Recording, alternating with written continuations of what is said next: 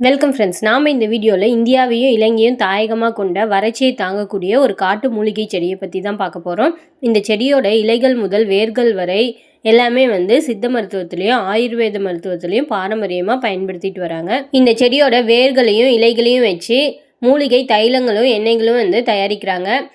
இது பல நோய்களை சரி செய்து என்னென்ன நோய்களுக்கு இந்த செடி பயன்படுது அப்படிங்கிறத பற்றி நம்ம இந்த வீடியோவில் பார்க்கலாம். இந்த செடியோட வேரை அரைச்சி விழுதாக்கி, அப்படி இல்லைன்னா இந்த செடியோட வேர்லேருந்து எண்ணெய் எடுத்து அந்த எண்ணெயை முதுகு வலி, மூட்டு இறக்கம், வலி மிகுந்த வீக்கங்களுக்கு மேற்பூசாக தடவுறாங்க. இது வலி நிவாரணியாக செயல்பட்டு வலிகளை சரி செய்யுது. இந்த செடியோட இலைகளை அரைச்சி விழுதாக்கி தலைக்கு தேய்க்கிறாங்க. அப்படி இல்லைன்னா இந்த இலைகளை விழுதாக்கி அதை நமக்கு தலைக்கு தேய்க்கக்கூடிய எண்ணெயில் ஊற வச்சு அதை தலைக்கு தேய்க்கிறாங்க. அப்படி தேய்ச்சா பெயின், பொடுகு நீங்கும், இளநரை ஏற்படாமல் தடுக்கும். இந்த செடியில் இயற்கையாகவே பாக்டீரியா எதிர்ப்பு மற்றும் ஃபங்கஸ் எதிர்ப்பு பண்புகள் இருக்கிறதுனால இது எக்ஸிமா, படர்தாமரை, சிரங்கு, புண்கள் ஆற்றுவதற்கு பயன்படுது. இந்த செடி குடற்புழுக்களை வெளியேற்றக்கூடிய மருந்தா செயல்படுது. மலச்சிக்கல், மூல நோய், வயிற்று பிடிப்பு இதெல்லாம் சரி செய்யுது. இந்த செடி இயற்கையா உடல்ல உள்ள நச்சுக்களை வெளியேற்ற உதவுது. கல்லீரலை பாதுகாக்குது. மஞ்சள் காமாலை நோயை சரி செய்யுது. எப்படிப்பட்ட காய்ச்சலையும் சரி செய்யக்கூடிய தன்மை